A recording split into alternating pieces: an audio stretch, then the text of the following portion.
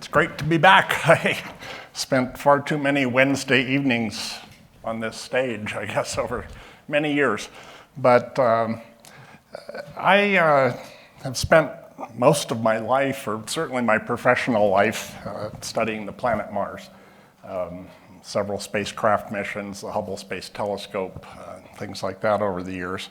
And so for the 20-ish years that I was doing 60 Minutes in Space, most every month, I would always give people an update on what's going on with the various Mars missions. And that's what we're going to do tonight. So let's get going. So first, I want to start with our oldest rover on Mars. That was called originally the Mars Science Laboratory, and then got nicknamed, or officially named, I should say, the Curiosity rover. And that landed almost, let's see, it was August of 2012. And so we're coming up on 11 years of operations, and it's still going strong. So right now, we have been on Mars for 3,872 Mars days. Those we call a solar day or a sol.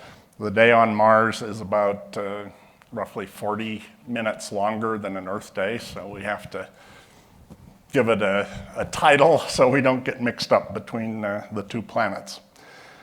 So the spot that was chosen for the landing site for Curiosity is this 100-ish kilometer diameter impact crater called Gale. And what really drove the decision was, first of all, there's several streams that appear to be running into the crater. And in the center of the crater, there's this large mound. It's about a 15,000 foot high mountain, if you will. It's called Aeolus Mons, or Mount Sharp. And the geology of this area, looking at it from orbit, says that at some point in the past, this was almost certainly, I'm sorry, I got ahead of myself there, was a lake. The crater was filled with water. And so the thinking was that this large mound in the center was an island. And so if we could land somewhere near that, in the flat area that would be safe to land in, and then drive as far as we could up the side of this mountain, that would be like being in the Grand Canyon, where you start at the bottom, you have layer after layer of rocks. They get younger as you move toward the top, and it's sort of like having a history book of this location on Mars. And so that was the driving factor. And once they landed in 2012, lo and behold, there's Mount Sharp right out the front porch of the rover, if you will. And they proceeded to work their way, and now are climbing up the side of the mountain. And so so Mount Sharp is down here on the stage. This was the landing site. You notice this dark area here, it's called Bagnall Dunes. Those are very thick black sand dunes. And so the rover skirted around those. So that's why instead of just doing this straight up the mountain, they first needed to get to a break in those sand dunes, and then they could start their climb. And so this is where we are right now. The symbol there is where the rover is, and they're slowly working their way up what looks like a runoff channel from the top of the mountain down to the bottom. And so what they're looking for is evidence of water. And the Curiosity rover has discovered lots I'll of let this evidence play of for a ancient few lakes minutes on and Mars. give you the What lowdown we on saw the in water this story. panorama surprised us. Curiosity is currently exploring Mount Sharp. You can see the upper part of the mountain here. The whole mountain is 3 miles tall, but we're down in the foothills. In 2022, the rover started exploring a unique feature on Mars called the marker band. It's a dark, thin layer of rock that stands out from the layers above and below it. We first saw it in orbiter images years before we launched. What created this winding layer of hard rock is a mystery, but curiosity can help us understand what formed the marker band. We first discovered that the rocks within the marker band are really hard. Curiosity has faced some challenges drilling into them. Here's 2 of our attempts. But we might find a softer spot on the road ahead. Nearby, we found an exciting scientific clue. These rippled textures were created billions of years ago by waves in a shallow lake. We've climbed through many lake deposits during our mission, but have never seen wave ripples this clearly.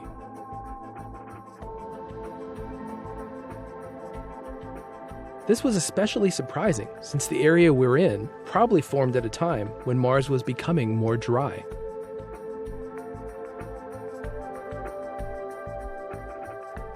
Just above the rippled layer is another intriguing clue. These rocks have a very repetitive pattern in their spacing and thickness. We see lots of layers on Mars, but they're rarely this regular. We're not sure what caused this rhythmic pattern. Weather or climate cycles, like dust storms happening at periodic intervals, are possible explanations.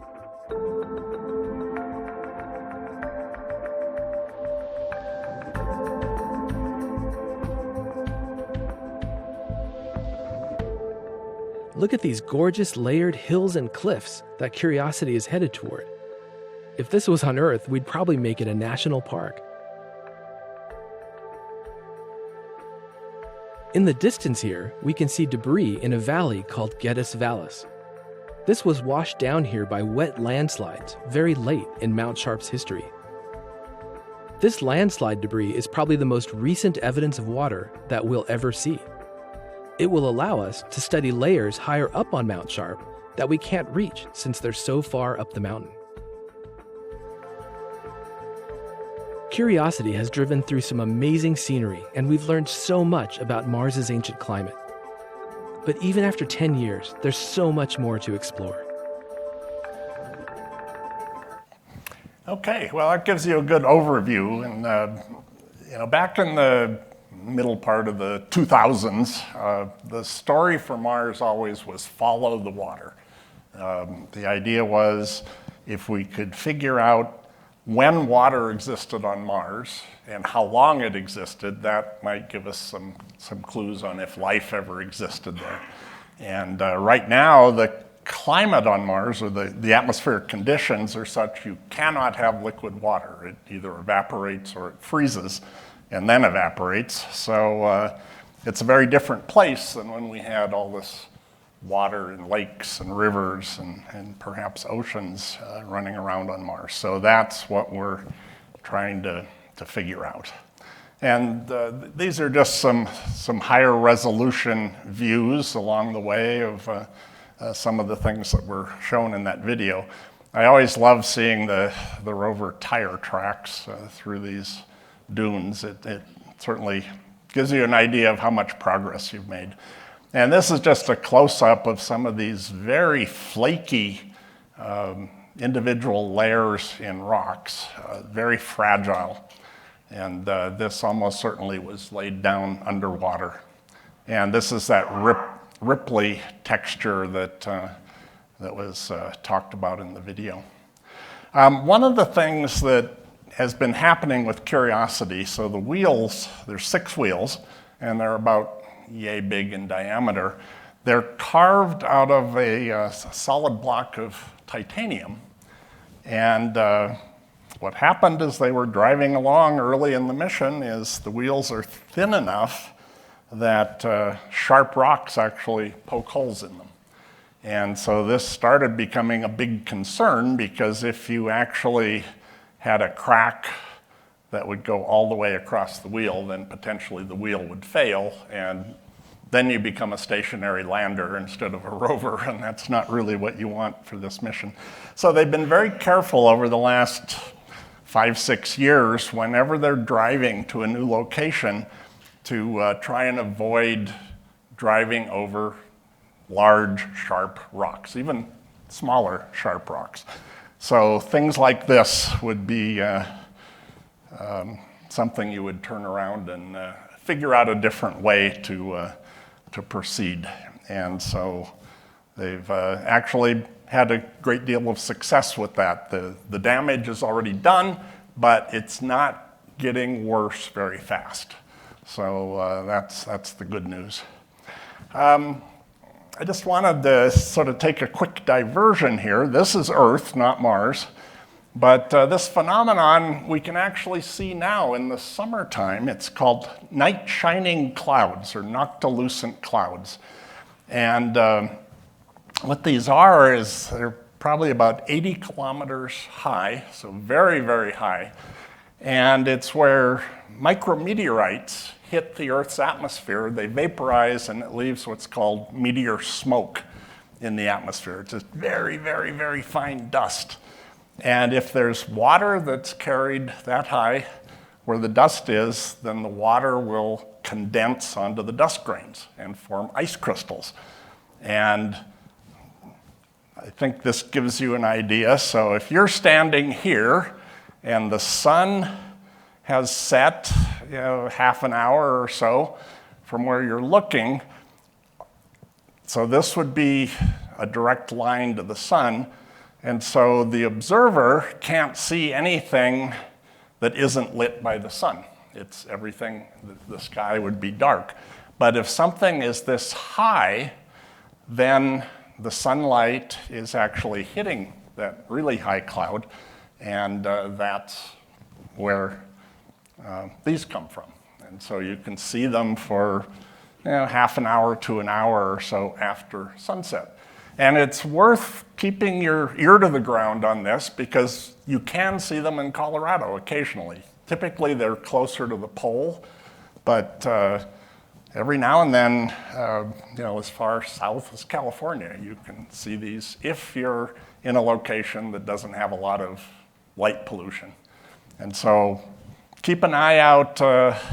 There's a really nice website called spaceweather.com, and they publicize whenever there's sightings of noctilucent clouds in the continental US. And so that's something to see. But here we are on Mars, and this is the same sort of phenomenon. This was sunset, and you see these very bright clouds in the sky after the sunset. And these are almost certainly carbon dioxide ice, not water ice.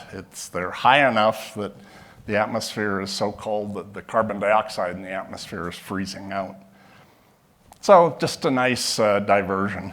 And then this is just a pretty postcard, I guess. It was taken in the early morning on the left, late afternoon on the right, and it shows how the sky color changes depending on if the sun is rising or setting. And that's one of the interesting things on Mars is sunsets are blue instead of being red, and that's what we're seeing here. Okay, so just a couple images to wrap up for curiosity. This is what it's doing right now. I think this image was taken yesterday, and so here's the robot arm with the sample drill on the end of it, and they're trying to collect samples of these ripply rocks. And just a nice color view of looking up. Here's the upper reaches of Mount Sharp, and these are probably 30 or 40 feet tall mounds of eroded rock. So this is just wrapping up then. So it's day 3,872 since landing. They've driven a little over 30 kilometers. And this is, to me, it's impressive anyway, a little over 1 million images returned. When this spacecraft was being packaged up for launch, they said this was going to be the shutterbug spacecraft. It's got 16 different camera systems on board. So it certainly has been making use of all those cameras. And this is a selfie. What else do you do when you're in a cool place other than hold your camera and look at yourself with a nice background? So that's that. Okay, so let's move on to our other Mars rover, which is the Perseverance rover, the Mars 2020 mission. So this landed in February of 2021. It was launched in 2020. And you'll notice it looks a lot like Curiosity. So the basic structure of the spacecraft is very similar. The instruments are very different. This is designed to be more of a biochemistry laboratory, whereas Curiosity was a geochemistry laboratory, trying to figure out the chemistry of the rocks. This is looking for the potential for the rocks to be able to support life, microbial life. And so they've got a number of instruments that are geared toward that. And this is also the first mission in a decades-long mission, fingers crossed, that will fly later this decade to collect core samples with a drill and very carefully characterize where the samples were found, what the conditions are, and the lay of the land is around them. And then in the late 2020s, we'll show you an example of this in a minute, but there'll be another mission called Mars Sample Return. And it will land on the surface, collect the sample tubes from Perseverance, and then bring them back to Earth for study. So here we are, again, looking at another crater lake. So this is called Jezero crater. Again, it's about 100 kilometers or so in diameter. And there's a number of riverbeds running into the lake. And so again, very strong evidence that this was a lake in the past. And where we zeroed in, here's the river delta, where just like in the Mississippi, if you go near shore in the Gulf of Mexico, you'll see all these mud deposits of the sediment that's carried downstream in the river. And so they wanted to land close enough that they could actually drive up onto the delta formations and then get into the crater side of the river that flowed into the crater. And so this would be, again, another attempt to see if we could find evidence that Mars could have supported simple life in the past, and try to figure out the puzzle of how long ago was there this much water, how long did it last, and just the details of that. And so this is just an artist's view of what that might have looked like when there was more water running around. And so here's a closer view. There's the river, here's the delta, and the landing site was about right here. And they ended up driving around to look at all of this stuff that would be underwater when the lake was there, and collect samples, and then start their drive up into the delta.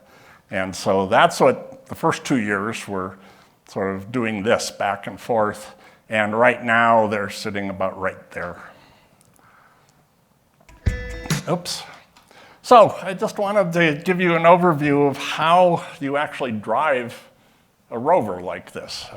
The big problem, you can't just do it with a joystick like a video game, because there's up to a half an hour delay in the radio signals getting from Earth to Mars and then back, so better part of an hour.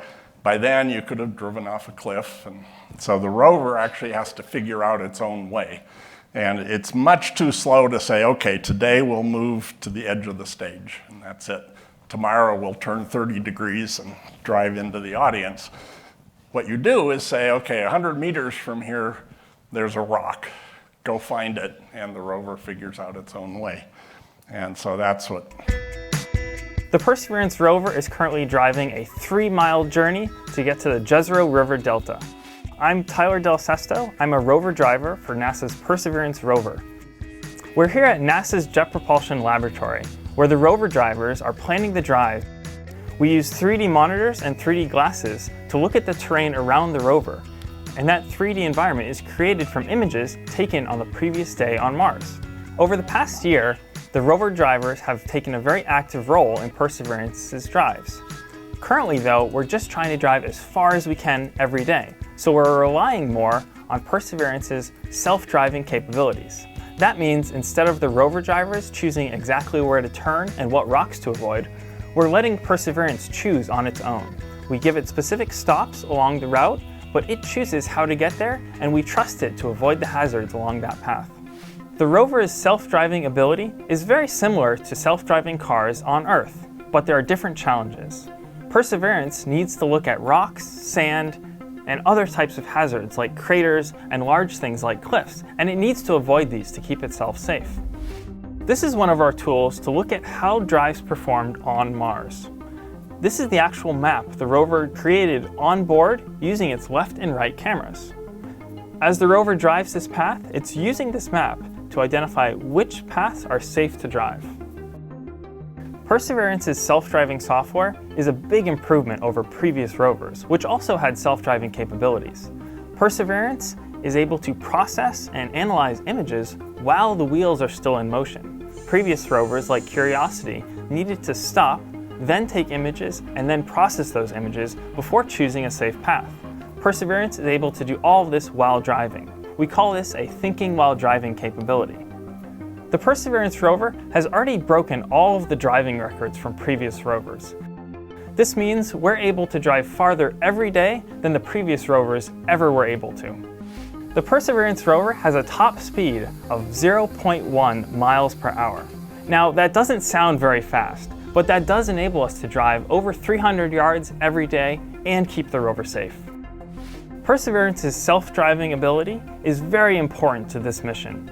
It allows us to get to the Jezero River Delta as fast as possible, and that gives the science team as much time there to study the rocks and collect samples for future return to Earth. Okay, so just a few pretty pictures of some of the scenery they've been driving past. And again, in many of the places you see these very finely layered rocks. And so this is all consistent with the activity of water interacting with the surface when these rocks were being formed. This one just amazes me. I mean, this is like, my brain just went blank, but in Utah you see things like this with rocks perched on top of pillars and all sorts of wind erosion sculpting the rocks and this very pointy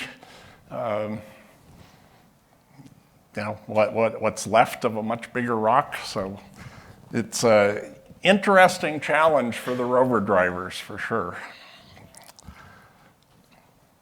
And here's part of the river delta. It's actually a mound about 800 feet tall in places. So it's a lot of material that they're going to be moving into as they keep driving. Here's a dust devil. You can't see most of it, but it goes from there to there and sweeping dust off of the surface.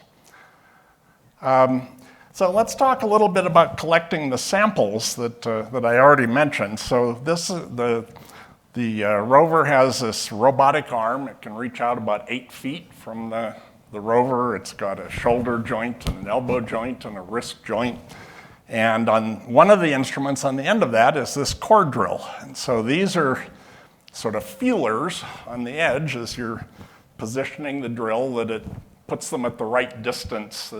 So they drive it until those two prongs hit the surface and stop. And then this is the core tube. It's got a bit on the end of it, and it's like a percussion drill, like you'd use to drill a hole in your driveway or your cement foundation.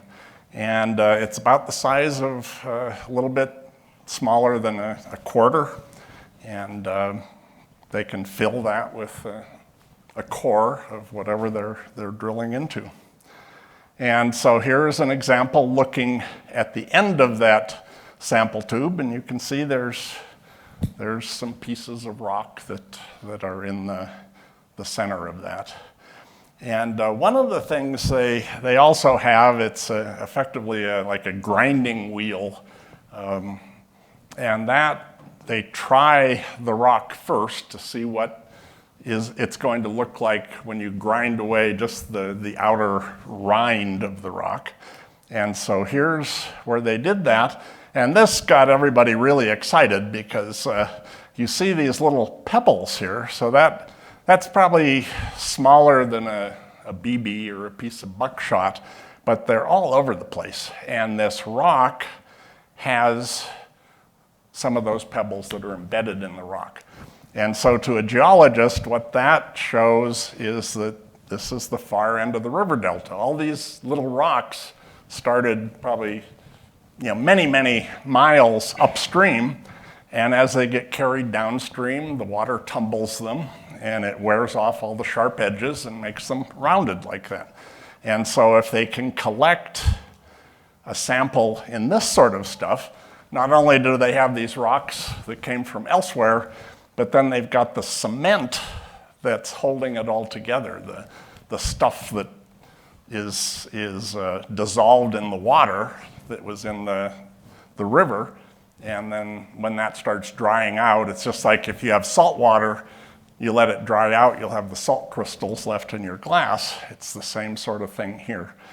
And so they tried 3 times in that rock to get a sample. The first 2, it was so crumbly that when they pulled the drill out, all the sample fell out. Finally, on the 3rd try, they got the sample they were after, and you can sort of see here that just by the different colors, that's one rock, there's another one, or pebble, I should say. And so they got what they were after on this one. And then this is, the robot arm can go out and do that drilling, and then it comes back, and there's this sample storing device, and so it slides the tube that the sample's in and stores them in this carousel. And ultimately, they can remove those samples and transfer them to this other spacecraft.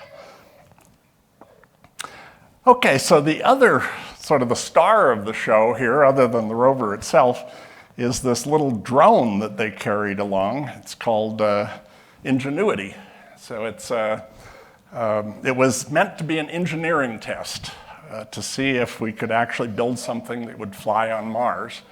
And so it's got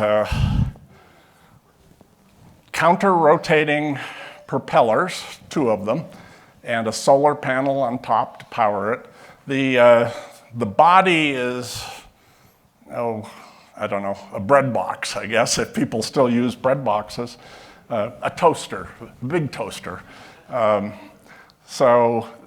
And it's got 4 legs, and it's got a couple cameras on board, one looking more or less straight down. And from that camera, it can figure out where hazards are when it's trying to land.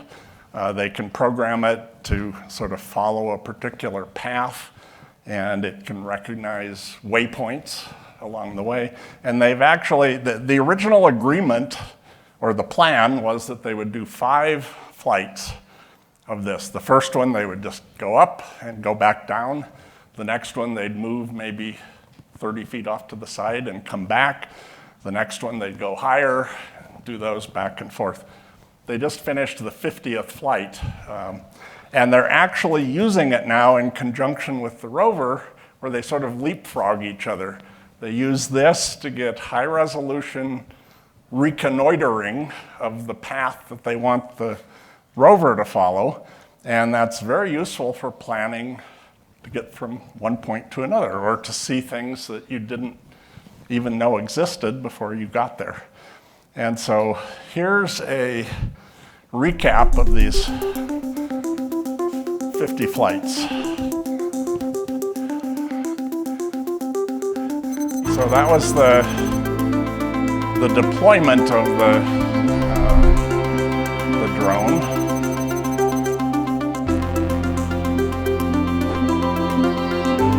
This is looking straight down, so that's the shadow of the drone.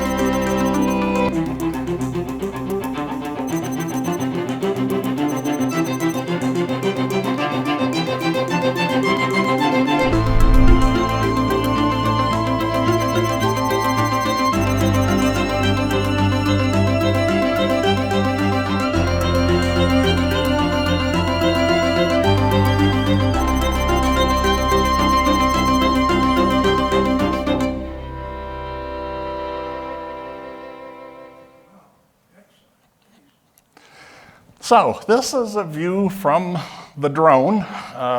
There's its shadow, and off in the distance here is Perseverance. And so I'll zoom in on this. It's a really crummy picture, lots of noise, but I think you can agree that's the rover. And at the same time, the rover turned around and took an image of Perseverance, of Ingenuity. And so, can you see it?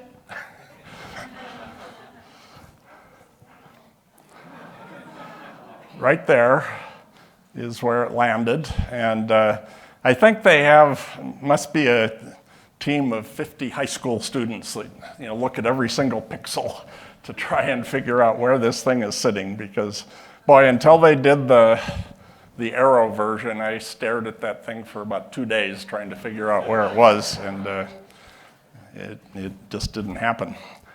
So that leads us up to the plan now for the Mars sample return.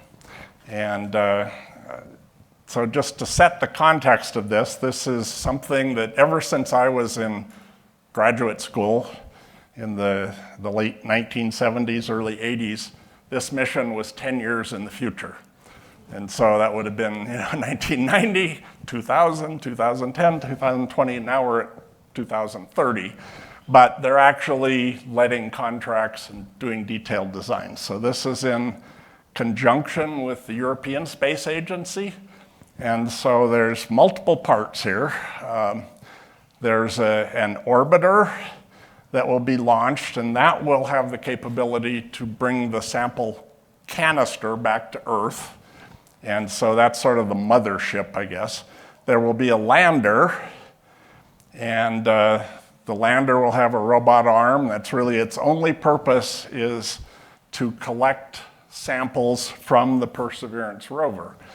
And once they're loaded, then it pops up this rocket, and that goes into orbit around Mars, docks with that spacecraft. And there's a video here, so it'll give you a little more detail.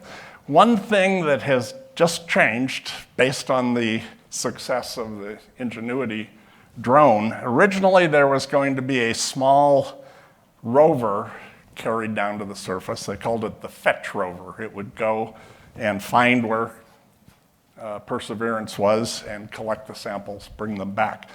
They've eliminated that because it's expensive and it's heavy, and they're putting 2 little drones on to act as backups. So the primary mechanism would be to have Perseverance drive up to this, use its robot arm to transfer the tubes to the lander. And but if that can't happen, along the way they're depositing samples that they've collected. So most of the sample, they've done 17 different sites so far that they've collected samples. And most of them they collect 2. And so one of them they'll leave on the surface somewhere. The other one will stay with Perseverance, and that will be the primary mechanism of getting it back, as Perseverance carries it to the new lander. But if that doesn't work, then they'd have the backup of 2 of those drones to be able to go out and collect those samples. So here's an animation of how this might happen.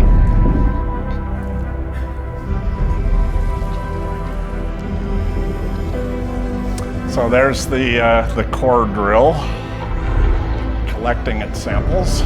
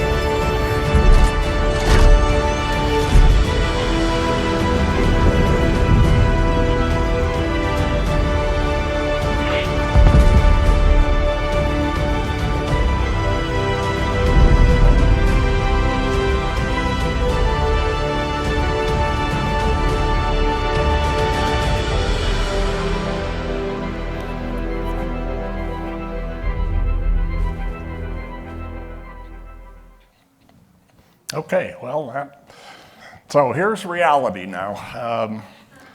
They called it a sample depot, that they found a very flat location that doesn't have a lot of rocks to hide things in on the way to that river delta. It's called Three Forks. And they deposited 10 of these sample tubes in this area. And this is just some views of they just sort of spit the tube out, it lays on the surface.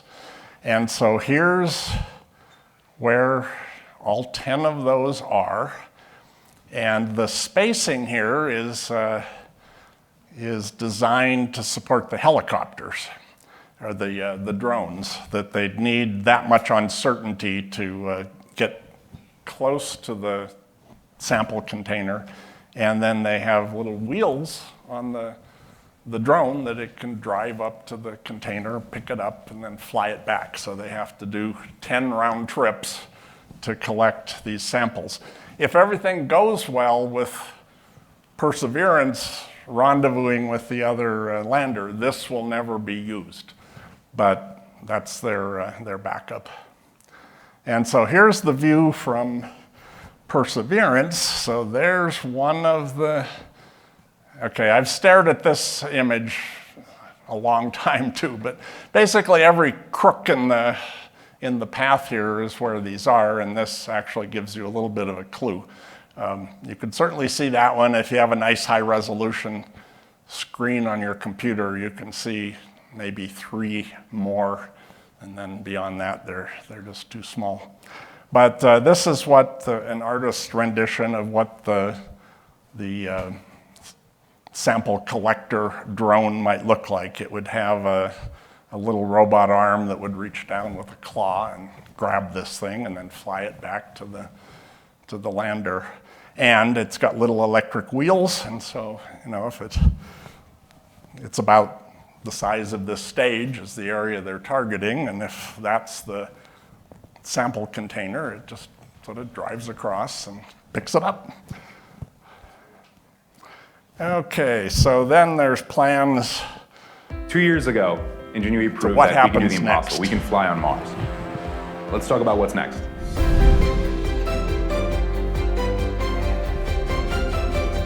Here at the Surface Robotics Lab, testing is being done on future Mars helicopters. Teddy Sanatos is here with us today to talk about the helicopter that started it all, Ingenuity. Teddy, what's the latest? Ingenuity is doing great. Our baby's still flying on the surface of Mars. After 2 Earth years, 1 Mars year of total flight, racked up 10 kilometers or 6.2 miles of total distance flown. Our rotor system, our little cell phone processor on board, our off-the-shelf lithium-ion batteries are all doing fantastic. One area that we're looking very closely at is our solar panel. You can imagine after 2 years of flying on the surface of Mars, you'll get some dust on top, but we still have ample margin and ample energy to keep up our flight operations and the extended mission of continue to scout and push the flight envelope of what's possible. The testing being done in this room is part of the next helicopter mission to Mars called the Sample Recovery Helicopters. The goal is to be a backup to get these samples back to Earth. Put simply, Perseverance collects the sample tubes, the sample return lander will retrieve those samples directly from Perseverance, and then there's a rocket inside of that lander that's actually going to send those samples back to Earth. As a backup to getting those sample tubes from Mars back to the lander, we're designing the next generation of helicopters to not only be able to pick up and carry a sample tube, but also drive around on the surface. Are there any other ways Ingenuity is influencing future Mars exploration? We're looking at a research concept called Mars Science Helicopter. It's a hexacopter, so 6 rotors in a ring around a central structure. It's about the size of the rover, and you can imagine in the future you will have fleets of these Mars Science helicopters flying around, bringing important payloads to areas of Mars that we've never been able to access before. What's next for Ingenuity? So we're trying to fly faster, trying to fly higher. We've added new flight software capabilities. We can now detect landing sites airborne. Those sorts of winds are coming from the surface of Mars directly into the design of the new sample recovery helicopters. And she's done a fantastic job. Surpassed any sort of metric of success that anyone on the team could have ever imagined for this little tiny 4-pound spacecraft. To get the latest updates on Ingenuity, follow at NASA JPL and at NASA Mars on social media, or take a deeper dive on the mission websites at mars.nasa.gov. Okay, so here's where they are right now. This was Three Forks. That sample depot is right here. This was the landing site, and so first they did this loop-the-loop, and then they did this, and just a couple months ago dropped off the samples here, and then since have been driving up onto the delta. This large crater, it's about 100 meters or so in diameter, so football stadium sized.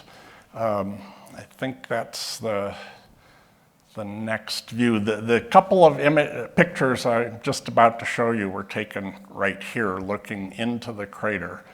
And so that's the inside of the crater. There's the crater rim and some of the sand dunes that are inside the crater. So the rim of the crater is this whole area here.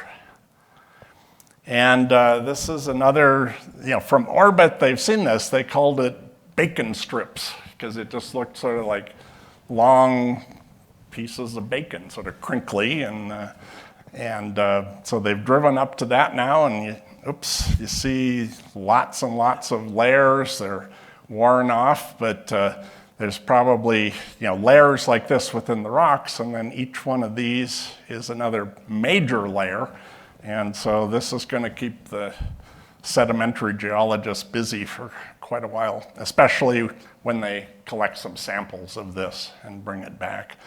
And, right now it's driving like crazy. And these are, it's like spinning donuts in the parking lot in the wintertime. But anyway, every move has a purpose, and I'm sure it's more than just roughing up the surface. So here's the recap for Perseverance. It's the 837th Mars day since landing. It's driven almost 19 kilometers and returned about 500,000 images. But that's not bad, considering it's just a little over 2 years old. But both this and Curiosity are powered by a radioisotope power source, of a nuclear battery, if you will. And so we don't have to worry about the solar panels getting covered up with dust and killing the rover. Each one of them has enough power on board for probably a minimum of 10 or 12 years. Curiosity is already at the 12-year mark, or 11-year mark, and so they certainly are going strong. I just wanted to end with one other mission, and this one is sort of near and dear to my heart since I'm sort of peripherally working with this. It's the United Arab Emirates Mars mission. It's called the HOPE spacecraft. It entered Mars orbit in 2021, and the spacecraft was actually built in Boulder at the Lab for Atmospheric and Space Physics up at the University of Colorado. And a lot of the science team is in the United States. And so this next image is just, it's a pretty picture, and it's something I'm very proud of, because it's a very different view. That is Deimos, the smallest of the 2 moons of Mars. Here's Mars in the background, and what's interesting about this is virtually all of the other spacecraft that are at Mars are in very low orbits. They're maybe 200 to 300 kilometers above the surface.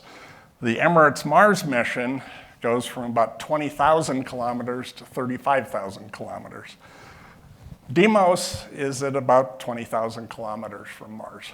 And so they adjusted the orbit just very slightly so they could fly past Deimos just as they're getting to the close approach to Mars. And you can see Mars in the background, which is sort of cool. And also we're seeing, since when you're close to the surface, other spacecraft have looked up, but just like Earth's moon, the Martian moons are locked, tidally locked, and so the same face always faces Mars. So if you're near the surface, you're looking up, that's the face you always see. You never see the backside. And so that's what they're doing now. And it's just a pretty picture, but it's also very cool. Okay, and this last thing is just a public service announcement. So, this is Mars. This is the Perseverance rover's view of the sun. And this is what passes for a total solar eclipse on Mars. This is Phobos, the nearest and larger of the two moons. It's 20 kilometers in diameter instead of 10, so it's still pretty tiny. But this was it moving between the sun and Mars, and so that's what an eclipse on Mars looks like. So where I'm going with this is next April 2024 is the next total solar eclipse visible in the continental United States. And here's the map of where the eclipse will start here, go up through Texas, the center of the country, and exit in Newfoundland or whatever. So the blue line is the center of the maximum totality. The red lines are where you still see it. But if you're interested in this, we're not going to see it from Denver. So you need to go somewhere, somewhere else. And my wife and I got interested in this, so I started calling hotels. And it turns out Dallas is about 30 miles off the center line. So it'll be a 4-minute eclipse in Dallas. The maximum is about 4.5 minutes. So my thought is, let's just go get a hotel room, stand out in the parking lot, and watch this eclipse. So the first place I called was a Motel 6. They wanted $600 a night. Second place I called was a Marriott Residence Inn. They wanted $92 a night. So if you're interested, pick a hotel, any hotel that you can afford. Make a reservation now and just keep it until you figure out how to get down there on April 8th. But it'll be having seen the one that crossed through Colorado in, 2017, that was just spectacular. And I think if you've never seen a total eclipse, it's hard to imagine. You see the images, but when everything goes dark and all the animals go silent, the birds quit chirping, the crickets quit chirping, and it's just spectacular. So I would highly recommend that. And this is a nice website. It's called eclipse2024.org, or just Google 2024 solar eclipse. This is interactive, where you can put in a zip code, and it'll tell you how long the eclipse will be, where you might go to see it. So I'll leave it at that, and thank you very much. We can try to